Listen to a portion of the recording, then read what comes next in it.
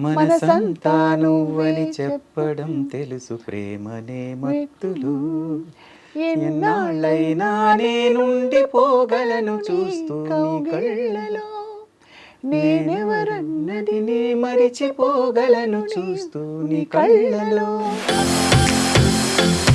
ఆ టైంలో అసలు ఒక రెవల్యూషన్. ఆర్పి, కులశేఖర్, ఉషా కాంబినేషన్.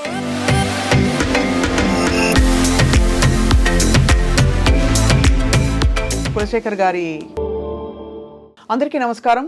గేయ రచయిత, కవి అని చెప్పుకునే కులశేఖర్ గారు భౌతికంగా మన మధ్య లేరు. ఆయన వెళ్ళిపోయిన సంఘటన నిజంగా చాలామందిని కలిసివేసేసింది.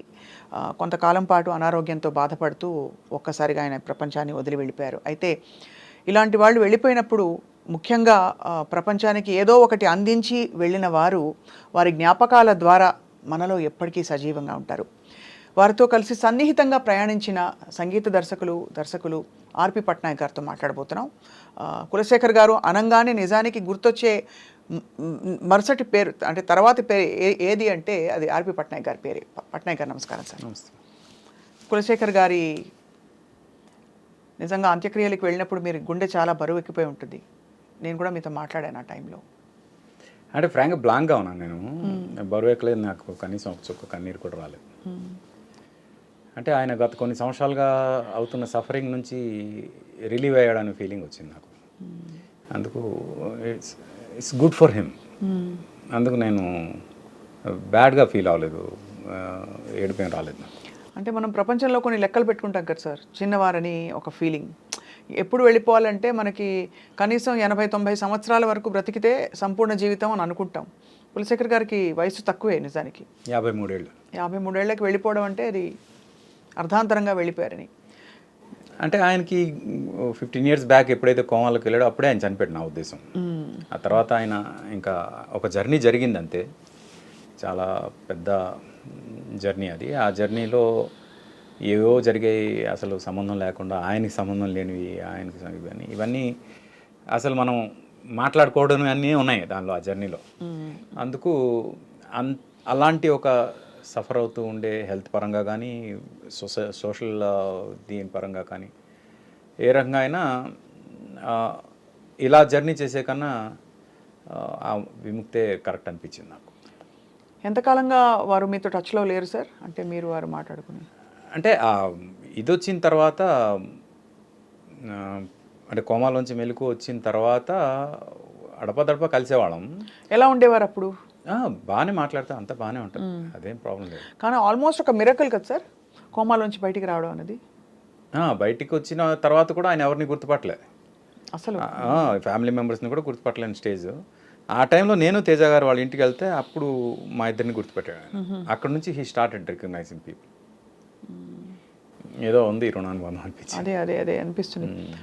ముఖ్యంగా మీరు సూత్రధారిగా, అంటే నాకు తెలిసిన కొద్దిపాటి మీ జీవితం గురించి పట్నాయక్ గారు, బహుశా మీకుండే కొంత ఆధ్యాత్మికత అనుకోవచ్చు, ఏదో ఒకటి నిమిత్త మాత్రంగా చాలామంది జీవితాల్లో మీరు ఒక కీలక పాత్రగా ఉన్నారు, ఒక కీలక వ్యక్తిగా ఉన్నారు, ముఖ్యంగా కష్టంలో ఉండే వాళ్ళకి. అలా అని మరి మీరు ఎప్పుడు ఉద్వేగంగా నేను చూడలేదు, బోరుమని బళ్ళుమని నవ్వి చూడలేదు, బోరుమని ఏడ్చి చూడలేదు. సో ఏంటి సార్ కులశేఖర్ గారితో మీ అనుబంధం? అంటే కెరియర్ స్టార్ట్ అయింది అంటే నీకోసం సినిమా తర్వాత చిత్రం సినిమా ఏదైతే ఉందో ఆ సినిమా కోసం మేమిద్దరం కలిసి తేజ గారు ద్వారా ప్రయాణం స్టార్ట్ చేశాం. కాబట్టి తేజ గారు కులశేఖర్ గారికి ఇండస్ట్రీకి పరిచయం చేస్తే కులశేఖర్ గారికి పరిచయం చేసింది నేను తేజ గారికి. అలా స్టార్ట్ అయింది. కాబట్టి ఆయన కెరియర్ సీడ్ వేసింది అయితే మేమిద్దరం అని చెప్పాలి, నేను తేజ గారు. అక్కడ నుంచి ఆయన వెనక్కి తిరిగి చూడనంత హైట్కి వెళ్ళారు. నా పాటల్లో ఇంచుమించు 80% సాంగ్స్ ఆయనే రాశారు. అవునవును. అది ఎలా ఉండేది సార్ మీ ఇంటరాక్షన్ వారితో, కులశేఖర్ గారితో? బాగుంటుంది చాలా. అంటే అది అంటే it's not just lyric writer, music director friendship.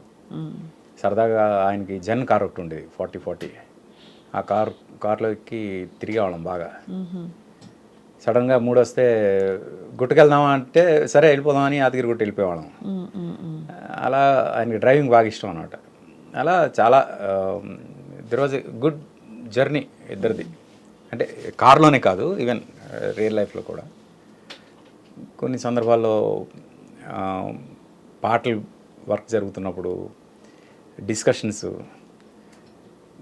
ఒక అంటే ఆయన కొంచెం మేధావి కదా బాగా. కొన్నిసార్లు కవుల్ని మనం ఎంత కంట్రోల్ చేసినా వాళ్ళ ఇది వస్తుంది, ఇంటెలిజెన్స్ బయటకు వస్తుంది. తేజ గారు ఏంటంటే లేదు నాకు రిక్షావాడికి కూడా అర్థమయ్యేంత కామన్ లిరిక్సే కావాలి, నాకు అసలు ఆ హై లెవెల్ లిరిక్స్ వద్దు అని ఆయన పట్టుబట్టేవాళ్ళు అనమాట. లేకపోతే ఆయన హై లెవెల్ రాస్తారా మామూలుగా సహజంగా? అప్పుడప్పుడు వచ్చేస్తుంది కదా కవిగా. అవును. అలా వచ్చినప్పుడు నేను ట్యూన్ ఇచ్చేస్తాను, ఆ ట్యూన్కి ఆయన రాసేస్తారు. నేను లేనప్పుడు తేజ గారి దగ్గరికి వెళ్ళి వినిపిస్తాడు. ఆయన వినిపించాక తేజ గారు లిరిక్ చూసి ఈ ఒక్క లైన్ నాకు ఎందుకో కొడుతుంది, ఆర్పి రానివ్వండి అంటారు. నేను వెళ్ళాక తేజ గారు ఏం మాట్లాడరు, ఈయన సైలెంట్గా ఇలా ఇస్తాడు లిరిక్ చూసి ఈ ఒక్క లైన్ కొడుతుంది సార్ అంటారు. వెంటనే తేజ గారు అర్థం చూసి నేనేమైనా చెప్పాను ఆయనకి, మీ ముందే అన్నా కదా, సేమ్ ఆయన కూడా ఇదే అన్నాడు కదా అంటే ఒకసారి ఒక లైన్లో అర్థం చేసుకోరు పిచ్చి జనం అలాంటిది ఏదో రాశాడు ఆయన. రాసి అది చదువుతూ అర్థం చేసుకోరు పిచ్చి జనం అని మా ఇద్దరు వైపు చూసి తేజ గారు నేను ఇద్దరం నవ్వుకున్నాం బాగా. అయితే ఏంటంటే అది అంటే ఒక కవిని కన్విన్స్ చేయాలంటే కొంచెం కష్టం, ఎందుకంటే వాళ్ళ తెలివితేటలు కొంచెం ఎక్కువ ఉంటుంది, మనకన్నా ఐక్యూస్ ఎక్కువ ఉంటాయి, ఎక్స్పోజర్ ఎక్కువ ఉంటుంది, భాష మీద పటుత్వం ఎక్కువ ఉంటుంది. అవును. అలా చూసుకుంటే మేమేంటంటే లేదు సామాన్యులకి పామరులకి అర్థం కావాలి కాబట్టి అసలు మాకు అసలు ఆ టాలెంటే వద్దు అని కంట్రోల్ చేయడం. ఆయన కంట్రోల్ అవుతూనే అంటే చాలా రేర్ ఇవి సిచ్యువేషన్స్. ఆత్రేయ గారి ఇన్ఫ్లుయెన్స్ బాగా ఉంది కాబట్టి ఆ అలత పదాలు ఎక్కువ ఉండే. ఒక్కొక్కసారి ఏదైనా హార్ష్ వచ్చినప్పుడు ఇలా జరిగేది డిస్కషన్. తేజార్ నేను ఎన్నిసార్లు నవ్వుకున్నాం అది గుర్తొచ్చినప్పుడల్లా. అర్థం చేసుకోరు పిచ్చి జనం. మీ ఆయన రాసిన మీకు చాలా ఇష్టమైన పాట ఏది బాగా కుదురుకుంది అనుకున్నారు మీరు కులశేఖర్ గారిది మీకోసం రాసిన పాటల్లో? అంటే ప్రతిదీ దేనికదే. అదే నేను చాలామందికి తెలియని పాట ఒకటి ఉంది శుభవేళ సినిమాలో, చిలకలాగా చినుకులాగా తెలుగువారి పల్లెటూరి ఎంకిలా. అసలు ఒక అమ్మాయిని ఎంత బాగా వర్ణించాడో అనిపించింది. అది అది అది ఆడియో కూడా ఇప్పుడు ఎక్కడ దొరకట్లేదు, దొరికితే బాగుంది అనిపిస్తుంది. ఉషా పాడింది. ఆ పాట పాడిన తర్వాతే తేజ గారు నేను అనుకున్నాం ఉషాని మన నెక్స్ట్ ఫిల్మ్స్ అన్నింటిలో కంటిన్యూ చేద్దామని. అంత బాగా పాడింది ఆ పాట. మీకు గుర్తుందా?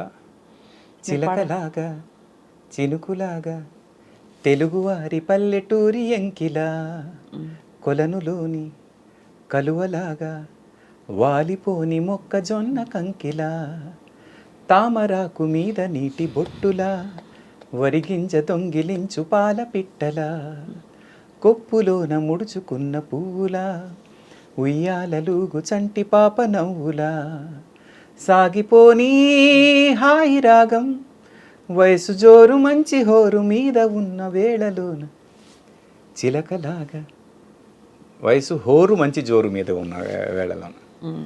అసలు ఇది అంతా అమ్మాయిని ఈ రకంగా వర్ణించడం అనేది నాకు బాగా అనిపించింది. అది సాహిత్యం మాత్రం ఎక్స్ట్రాడినరీ సాహిత్యం. అది ఆ సినిమా హిట్ అంటే ఆ పాట ఎక్కడో ఉన్నాం, ప్రతి అమ్మాయి పాడుకునే పాట ఇది. ట్యూన్ కూడా చాలా మంచి క్యాచీ. అంతే అలా అలా చేత అలా అవుతుంది. మీరు ఎలా ఉండేది ఆర్పి గారు? ఆయన లిరిక్ రాసిన తర్వాత ట్యూన్లు కుదిరేవా, ట్యూన్లకి ఆయన రాసేవారా? రెండు ఉండేవి. డిపెండ్స్ ఆన్ ది సిచ్యువేషన్ అనమాట. సిచ్యువేషన్ బట్టి ఇది ముందు లిరిక్ రాద్దాం తర్వాత ఇది రాద్దాం అని. పోతే ఒక ఇన్సిడెంట్ చెప్తాను. తేజ గారు ఒక సిచ్యువేషన్ చెప్పారు. ఆ సిచ్యువేషన్కి మీరు ట్యూన్ చేయండి, మీరు ట్యూన్ చేసాక ఆయన లిరిక్ రాస్తారు, మీరు లిరిక్ రాయండి, మీరు లిరిక్ రాసాక ఆయన ట్యూన్ చేస్తారండి. అదేంటంటే నువ్వు నేను సినిమాలో హీరో హీరోయిన్ పార్టీలో కలిసేసి సాంగ్ అది. అయితే నేను నా గుండెలో నువ్వు ఉండిపోవా ఆ ట్యూన్ ఇచ్చాను. నా గుండెలో నువ్వు ఉండిపోవా, నా కళ్ళలో దాగుండిపోవా, అది నేను ఇచ్చాను ఆ ట్యూను. తర్వాత కులశేఖర్ గారు ఆయన లిరిక్ రాశారు, ఆ లిరిక్ నేను ట్యూన్ చేశా. గున్నమావి కొమ్మ మీద గారాల గోరింకా, ఇలాగా. ఆయన దానికి అది ట్యూన్ చేశా, 2 రికార్డ్ చేసాం. చేసిన తర్వాత మొత్తం టీం అంతా నా గుండెలను ఉండిపోకి ఓటేశారు. ఓటేస్తే నా గుండెలను ఉండిపో సినిమాలో పెట్టాం. ఆడియోలో గుణవంకం మీద పెట్టాం, ఎందుకంటే అది రికార్డ్ చేసాం కాబట్టి. కానీ ఆ పాట వేస్ట్ అయిపోయింది అనే ఫీలింగ్ వచ్చింది. అయ్యో. అప్పుడు జయంలోని ఎవరు ఏమన్నా మారదు ఈ ప్రేమ అని లిరిక్ మార్చి అదే ట్యూన్ని మళ్ళీ వాడాం. ఎవ్వరు ఏమన్నా మారదు ఈ ప్రేమ, అది సేమ్ అదే. గున్నమావి కొమ్మ మీద గారాల గోరింకా, అది అంటే ట్యూన్కి మ్యూజిక్ చేయడం, మ్యూజిక్కి ట్యూన్ చేయడం, ఈ రెండు జరిగేవి. అదే ఆ టైంలో అసలు ఒక రెవల్యూషన్. ఆర్పి, కులశేఖర్, ఉషా కాంబినేషన్ చాలా చాలా సూపర్ హిట్ సాంగ్స్ ఇచ్చారు ఆర్పి గారు. సంతోషంలో ఎలా జరిగింది? సంతోషంలో కూడా కులశేఖర్ గారు కొన్ని రాశారు. ముఖ్యంగా దశరథ్ డైరెక్టర్ కాబట్టి మేమంతా ఒకే దగ్గర ట్రావెల్ అయిన వాళ్ళం కాబట్టి, కులశేఖర్ శాస్త్రి గారి దగ్గర అసిస్టెంట్గా ఉన్నప్పుడు, త్రివిక్రమ్, నేను, సునీల్ రూమ్మేట్స్గా ఉన్నప్పుడు మమ్మల్ని వచ్చి రెగ్యులర్గా కలిసేవాడు. సేమ్ ప్లేస్లో ఉండేవాళ్ళం అక్కడ హిందీనార్ కాలనీలో. అక్కడే దశరథ్, గోపి వీళ్ళు కూడా ఉండేవాడు.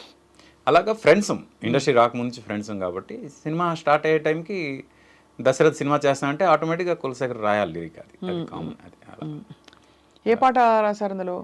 అది దేవుడే దిగి వచ్చిన, దేవుడే దిగి వచ్చిన, అది తర్వాత నే తొలిసారిగా మాత్రం ఆయన శాస్త్రి గారు రాశారు. అదే అందుకనే ఒక గురుతుల్యులైన శాస్త్రి గారి చేత రాయించుకోవడం. అఫ్ కోర్స్ అంత బాగాను రాసే కులశేఖర్ గారు శాస్త్రి గారిని కూడా తలుచుకునే రోజు 30వ తేదీ. సేమ్ యాక్చువల్లీ తిథి ప్రకారం ఇద్దరు సేమ్ తిథిన చనిపోయారు. అదే ఏకాదశి, కార్తీక మాసం ఏకాదశి 3 years బ్యాక్ గురువు గారు సేమ్ అదే తిథిలో. అవును. ఈయన ఎంత విచిత్రమైన ఒక, ఆ రోజు చనిపోతే మోక్షం అంటారు మన హిందూయిజం ప్రకారం. ఆ రోజు చనిపోతే ఆ రోజు అంటే ఏకాదశి మరణం, ద్వాదశి దహనం అంటారు. అలా జరిగితే చాలా పుణ్యం అంట. ఆ 2 జరిగాయి ఆయనకి. సో ఎలా అనిపించింది వాళ్ళిద్దరితో? ఒక గురుతుల్యులు, ఒకరేమో మీ స్నేహితులు, వారు కూడా చాలా ఏమి తీసిపోయే. బ్రీఫింగ్ ఇచ్చేటప్పుడు ఆర్పి గారు మీరు ఇతర గేయ రచయితలతో రాయించుకుని ఉంటారు, ఏది మీకు బాగా కుదురుకోవడానికి కులశేఖర్ గారితో కంపేర్ చేస్తే ఇతరులు ఎలా ఉండేది? అంటే ఫ్రాంక్గా సిచ్యువేషన్ అనేది డైరెక్టర్ క్రియేషన్, అది నేను క్రియేట్ చేసేది కాదు. ఎదురికి కూర్చోబెట్టి సిచ్యువేషన్ డైరెక్టర్ చెప్తారు కాబట్టి ఆ తర్వాత వచ్చిన లిరిక్కి ఏమైనా కరెక్షన్ ఉంటే నేను చెప్తా తప్పితే నేను బ్రీఫింగ్ ఇచ్చేది ఏమి ఉండదు. డైరెక్టర్గా నేను చెప్పేది ఏమి ఉండదు, ఎందుకంటే డైరెక్టర్స్ బేబీ. మ్యూజిక్ డైరెక్టర్గా నాకు ఈ సౌండింగ్ కరెక్ట్, ఇంకా ఇలాంటి సౌండింగ్ వస్తే ఇంకా బాగుంటుంది అనే ఇది తప్పితే నా ఇన్వాల్వ్మెంట్ తక్కువే ఉంటుంది. పోతే నేను ఆ విషయంలో కొంచెం సాడిస్ట్నే. అది కొంచెం అంటే డైరెక్టర్ ఓకే అన్న తర్వాత కూడా కొన్ని సందర్భాల్లో లేదు నాకు ఇలా కావాలి అని చెప్పిన సందర్భాలు ఉన్నాయి. ఇక నాకు చాలా ఇష్టమైన, చాలా మందికి ఇష్టమైన శ్రీరామ్ పాటలు కులశేఖర్ గారు రాశారు. ఆ పాట నాకు ఇష్టమైన పాట. తీయని కళలను అంటే ఫస్ట్ 4 lines, లాస్ట్ 2 lines నేను రాశాను. అది మాత్రమే మీరు రాసి ఇచ్చేశారు. మధ్యలో 6 lines రాసే టైం కానీ తెలివితేటలు కానీ లేవని నాకు అర్థమయ్యాయి. అది ఆయనతో రాయించారు. మీకు రాయాలని ఎందుకు అనిపించింది అప్పుడు? అంటే మీకు అలవోగ్గా వచ్చేసాయి? అలా అలవోగ్గా వచ్చింది ఆ ట్యూన్ చేస్తున్నప్పుడు. అది కానీ ఆయన రాసిన లైన్లు నేను రాసిన లైన్ల కన్నా బాగుంటాయి. అవునా? ఆబ్వియస్గా. అయితే ఆయన రాసిన లైన్ మీకు గుర్తున్నాయా? మనసంతా నువ్వని చెప్పడం తెలుసు, ప్రేమనే మత్తులు, ఎన్నాళ్ళైనా నేనుండిపోగలను చూస్తూ నీ కళ్ళలో, నేనెవరన్నది నే మరిచిపోగలను చూస్తూ నీ కళ్ళలో. అది మీరు అది నేను రాసింది. చల చల్లని మంటలు ఎరగబేనాడు ప్రేమ సెగలేమిటో, ఇలా ఉంటుంది అది. సారీ, నువ్వే చల చల్లని మంచుకు ఎరగ, అలా వస్తుంది.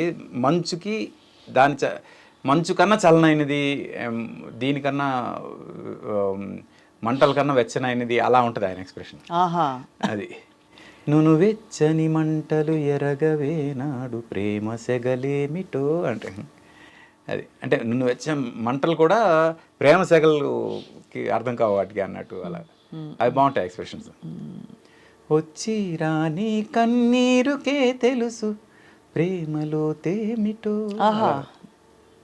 అలాంటి వచ్చి రాని కన్నీరుకే తెలుసు ప్రేమలో తేమి. ప్రోమలి బా బా బా బా భలే ఉందండి ఆ లైన్ మాత్రం. లేదు లేదు, ఆయన రాసిన లైన్ ఇంకా బాగుంటుంది. ధరించిపోతారు. అది. అలా అయితే కులశేఖర్ గారితో మీ సంగీత ప్రయాణం బహుశా మీరు ఈ అవతారం మార్చి మీరు దర్శకత్వంలోకి వచ్చి చేసినప్పుడు ఎలా ఉండేది ఆయనతో మీ అనుబంధం? ఆయన రెస్పాన్స్ ఏంటి? సంతోషపడ్డారా? మీరు ఇంకా పాటలు చేయాలని అందరూ కోరుకున్నట్టు ఆయన కూడా అనుకున్నారా? అంటే నేను డైరెక్షన్కి వచ్చే టైంకి ఆయన ఇంకా మనలో అంటే మన లోకల్లో లేరు. ఎంతకాలం కోమాలో ఉన్నారు ఆర్పి గారు? అదేదో ఉందండి, ఆ ఫేజ్ నాకు కరెక్ట్ గుర్తులేదు. I don't want to remember that అనమాట. I know, I understand. Find out. But you must have been very shaken by. Yeah it was something, అంటే అసలు ఎక్స్పెక్ట్ చెయ్యండి కదా అది. కొంచెం ఆ టైంలో మాత్రం కొంచెం ఇబ్బంది పడ్డాం. ఈవెన్ ఫ్యామిలీ కూడా చాలా సఫర్ అయ్యారు.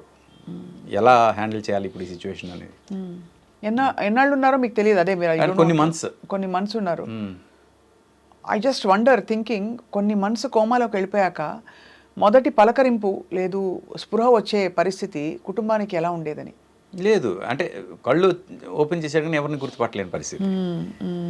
అలా దిక్కులు చూస్తూ ఏదో దీనిలో. నేను తేజ గారు కలవడానికి వెళ్ళినప్పుడు ఫస్ట్ టైం మమ్మల్ని గుర్తుపట్టాడు అని మాత్రం తెలిసింది. అది ఆ తర్వాత నో కనెక్షన్, ఎక్కువ కనెక్షన్ తర్వాత అప్పుడప్పుడు కనెక్షన్. ఇప్పుడు కలిసేవారు, బయట తిరిగేవారు అప్పుడు? తర్వాత ఆయన తిరిగారు బాగా. ఆయన ఎక్కడ తిరుగుతున్నారో తెలియని పరిస్థితి మాకు. అలా వెళ్ళిపోతున్నారని కొన్ని రకరకాల వార్తలు వచ్చాయి. అప్పుడు ఆ శటగోపంకి సంబంధించిన న్యూస్ వచ్చింది చూడండి. అవునవును. అప్పుడు రాజమండ్రి జైలర్ తోటి మాట్లాడాను నేను. మాట్లాడితే అది అంటే అప్పటికి అరెస్ట్ వారెంట్ ఇష్యూ చేశారు, అంతా అయిపోయింది. జైలర్తో మాట్లాడి, సార్ ఆయన చాలా మంచి ఆయన సార్, అలాంటివి ఏం చేయాలి. ఎందుకు వచ్చింది సార్ ఆ సంఘటన? అసలు ఏం జరిగింది అప్పుడు? ఏమో తెలియదు మనకి. అంటే హీ వాజ్ నాట్ స్టేబుల్. ఆ కోమా నుంచి వచ్చిన తర్వాత హీ వాజ్ నాట్ స్టేబుల్. అందుకు మనం అది ఎందుకు వచ్చింది ఏంటి అనేది కరెక్ట్ చెప్పలేం కానీ అదే he was not stable. But arrest warrant అయితే ఆయన అరెస్ట్ చేద్దామని ట్రై చేశారు. అప్పుడు నేను జైలర్తో మాట్లాడాను, రాజమండ్రి జైలర్తో. సార్ ఇలాగా కులశేఖర్ గారిని దీనిలో చేశారంటే కదా, ఏమైనా కన్సిడర్ చేయగలరా అంటే కొంచెం జాగ్రత్తగా. ఏంటంటే ఆయనకి సైకలాజికల్గా కొంచెం వీక్గా ఉన్నారు. అంటే సైకలాజికల్గా వీక్గా ఉన్నారని ఒక్క మాట అంటే చాలండి, మెంటల్ హాస్పిటల్ పెట్టేస్తారు. అది బెటరా ఇది బెటరా మీరే డిసైడ్ చేయండి అన్నాడు. ఎందుకంటే jail is much better than asylum. అందుకు సరే అని ఇదేమో రిలీజ్ అయిన తర్వాత మళ్ళీ ఇంట్లో తీసుకొచ్చారు, ఇంట్లో పెట్టారు, మళ్ళీ వెళ్ళిపోయారు. ఇవన్నీ పాపం చాలా నరకం అండి. కుటుంబ సభ్యులకి ఎంత కష్టం వచ్చి ఉంటుందండి. చాలా చాలా. ఆయన పిల్లలు సార్? 2 పిల్లలు, పాప బాబు. Luckily they are settled. అంటే సెటిల్డ్ ఇన్ ది సెన్స్ బాబు ఏమో ఇప్పుడు ఇంజనీరింగ్ ఫైనల్ ఇయర్ చదువుతున్నాడు, పాప ఆల్రెడీ కంప్లీట్ చేసి షీఈస్ ఆల్మోస్ట్ దేర్. అందుకు వాళ్ళ వరకు టెన్షన్ లేదు. వాళ్ళ మదర్కి థ్యాంక్స్ చెప్పాలి ఆ విషయంలో. గ్రేట్ ఆవిడ. వాళ్ళ బ్రదర్ అంటే సీను అని, తను కూడా పాపం పెళ్ళి కూడా చేసుకోకుండా ఈ ఫ్యామిలీని చూసుకున్నాడు. అది